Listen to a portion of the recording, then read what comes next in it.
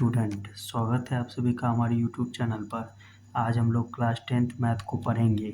इसमें चैप्टर 2 जिसका नाम है बहुपद, इंग्लिश में इसको पॉलिनोमियल्स कहते हैं, इसको आज हम लोग पढ़ेंगे। ठीक है, इसमें जो है मैं आप लोगों को आज इंट्रोडक्शन कराऊंगा। ठीक है, कि बहुपद क्या होता है, क्यों होता है, किस किस प्रकार के होते हैं, इन सभी बातों को हम लोग देखेंगे। और इसमें जो फॉर्मूला आएंगे वो सभी फॉर्मूला मैं इस वीडियो में आप लोगों को बताऊंगा। तो चलिए वीडियो को शुरू करते हैं। सबसे पहले हम लोग ये जानते हैं कि बहुपद शब्द का मतलब क्या होता है। तो बहुपद शब्द का मतलब होता है बहुत सारे पद या टुकड़े। आप लोग समझ गए होंगे। अगर नहीं समझ में आ रहा है तो आप लोग इस वीडियो को पूरा देखिए, समझ में आएगा। तो बहुपद का मतलब क्या होता है, बहुत सारे पद या टुकड़े, मतलब कुछ स्थानों पर लिखे जाएंगे। ठीक है, इसके बाद आते हैं हमारा दूसरा पॉइंट, चर क्या होता है, अचर क्या होता है। तो इसको जानने के लिए मैं यहाँ पर लिख दिया हूँ कि जितने भी ABCD के अक्षर हैं वे सभी चर कहलाएंगे, और जो भी हमारा नंबर्स होता है, नेचुरल नंबर्स, वो हमारे क्या होते हैं, अचर कहलाते हैं। ठीक है, इसके बाद बहुपद के प्रकार। तो सबसे पहला प्रकार होता है एक चर वाला बहुपद, जिसको हम लोग रैखिक भी बोलते हैं। फॉर एग्जांपल के लिए मैंने यहाँ पर लिख दिया है कि 2y के पावर में है 100 और प्लस 3, इसको हम लोग बोलते हैं पावर। इंग्लिश में पावर और हिंदी में घात बोलते हैं। ठीक है, इसके बाद दूसरा दो चर वाला बहुपद। तो इसमें क्या है, दो चर है, एक x है और एक y है। इसके बाद तीसरा तीन चर वाला बहुपद। तो तीन चर वाला बहुपद, इसमें x है, y है और z है।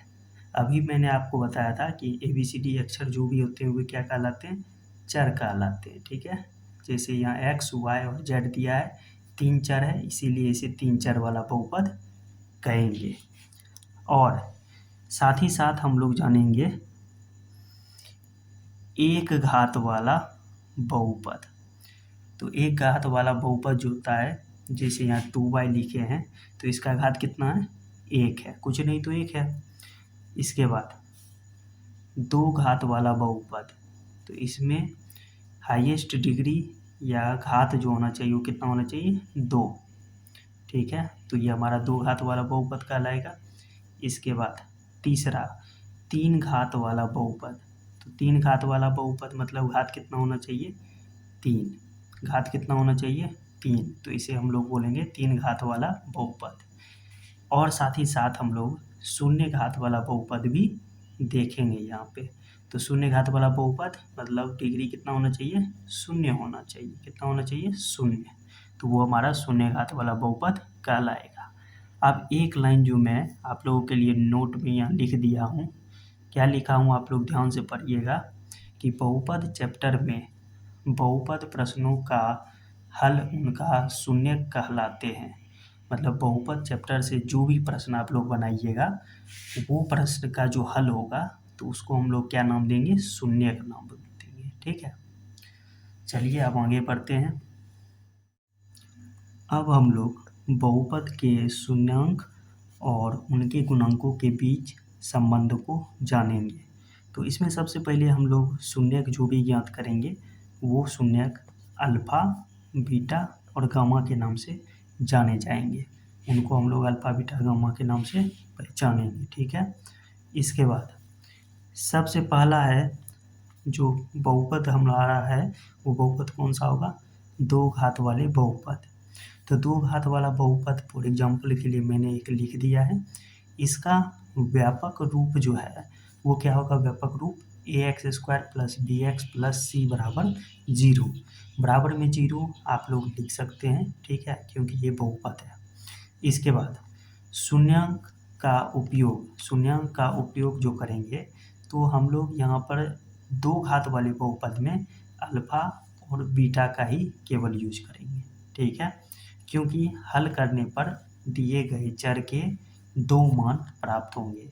जो हमारा द्विघात बहुपद है जिसे यहाँ पे दिया हुआ है, तो इस चर का जो है ना, दो हल ज्ञात होगा। ठीक है, जिसको हम लोग अल्फा और बीटा मान लेंगे। इसके बाद अब शून्यांकों का योगफल, ये सूत्र है, ठीक है, जो कि द्विघात वाला बहुपद में यूज करना है आप लोगों को। तो यहाँ पर अल्फा प्लस बीटा बराबर क्या होगा, माइनस बी बटा ए। बी जो है ये पद होगा और ए भी हमारा पद होगा। इसके बाद और शून्यांकों का गुणनफल, तो अल्फा गुने बीटा, जो शून्यांक है उसको हम लोग गुना कर देंगे, तो वो हो जाएगा सी बटा ए। यहाँ सी और ए क्या होगा, पद होगा, ठीक है। तथा हम लोग ये जानेंगे कि द्विघातीय बहुपद बनाने का सूत्र क्या होता है। मतलब आपको शून्यांक या शून्यांकों का गुणनफल और योगफल दे देगा, आपको कहेगा एक बहुपद बनाइए, द्विघात बहुपद बनाइए, तो उस समय आप लोगों को ये सूत्र यूज करना है, ठीक है। बराबर में 0 लिख लीजिएगा।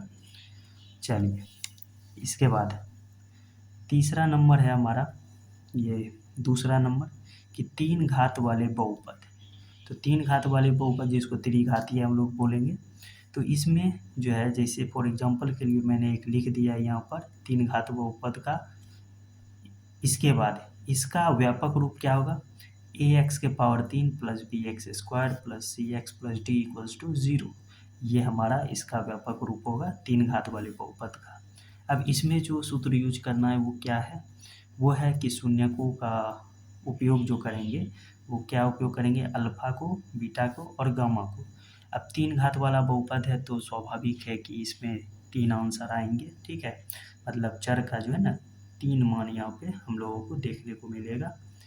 चलिए, अब शून्यांकों का योगफल, तो शून्यांकों का योगफल जो होगा वो क्या होगा, alpha plus beta plus gamma और बराबर माइनस बी बटा ए। मैंने पहले ही बता दिया है कि ए और बी यहाँ पर क्या है, ये पद है, ठीक है। इसके बाद दो शून्यांकों के गुणनफल के योगफल, तो हम लोग लिख सकते हैं alpha beta plus beta gamma plus gamma alpha बराबर सी बटा ए। सी और ए क्या है, पद है। इसके बाद शून्यांकों का गुणनफल, तो तीनों जो शून्यांक है उसको क्या करेंगे, हम लोग आपस में गुना कर देंगे, अल्फा गुने बीटा गुने गामा बराबर माइनस डी बटा ए। तो ये हमारा सूत्र है जिसको हम लोगों को यूज करना है किसमें, 3 घात वाले बहुपद में। इसके बाद तथा त्रिघातीय बहुपद बनाने का सूत्र क्या है, तो उसमें क्या है कि आप लोगों को शून्यांक दे देगा या शून्यांकों का योगफल गुणनफल दे देगा और आपको बोलेगा कि एक त्रिघातीय बहुपद बनाइए। तो उसके लिए आप लोगों को यूज करना है सूत्र एक्स के पावर क्यूब, ठीक है, minus alpha plus beta plus gamma into में x square plus alpha beta plus beta gamma plus gamma alpha into x और माइनस अल्फा गुने बीटा गुने गामा इक्वल्स टू 0। इसकी सहायता से आप लोग 3 घात वाले बहुपद को बना सकते हैं। और जब मैं आगे के वीडियो में आप लोगों को क्वेश्चन सॉल्व कराएंगे तो उसमें मैं आप लोगों को ये सभी फॉर्मूला यूज करके बताएंगे, ठीक है। अब आगे बढ़ते हैं। अब इसमें जो है कुछ विभिन्न सूत्र उपयोग किए जाएंगे, ठीक है। तो सबसे पहला सूत्र है हमारा alpha square plus beta square, और ये प्रश्न के लिए हम लोग के लिए बहुत उपयोगी होंगे, जिससे हम लोग प्रश्न को सॉल्व करेंगे। तो alpha square plus beta square बराबर अल्फा प्लस बीटा का whole square minus 2 into alpha into beta. दूसरा अल्फा माइनस बीटा का होल स्क्वायर, तो equals to alpha plus beta का होल स्क्वायर होगा और माइनस 4 अल्फा इंटू बीटा होगा। तीसरा हमारा है अल्फा माइनस बीटा, तो इक्वल्स टू रूट अंडर करना है अल्फा प्लस बीटा का whole square minus 4 alpha beta, ये होंगे रूट के अंदर, ठीक है। इसके बाद 4 नंबर में अल्फा का क्यूब प्लस बीटा का cube equals to alpha plus beta का whole cube minus 3 alpha beta into में अल्फा प्लस बीटा लिखेंगे। इसके बाद 5 नंबर में है alpha square minus beta square, तो इसको क्या हम लोग ऐसा लिख सकते हैं कि ए स्क्वायर माइनस बी स्क्वायर, तो एक बार ये प्लस में और एक बार ये माइनस में, तो आप लोग इसको भी लिख सकते हैं। और साथ ही साथ अल्फा प्लस बीटा इंटू में फिर root under alpha plus beta का whole square minus 4 alpha into beta, ठीक है। इसके बाद छठा जो है हमारा सूत्र वो है अल्फा बटे beta plus beta by alpha. तो ये जो है एक प्रश्न के रूप में आप लोगों को एक्सरसाइज में देखने को मिलेंगे, ठीक है। तो इसको आप लोग ऐसे लिख सकते हैं।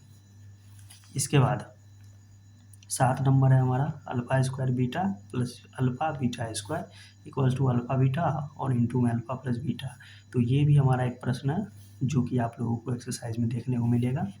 इसके बाद अब हम लोग जानेंगे कि बहुपद नहीं होने के कुछ शर्त।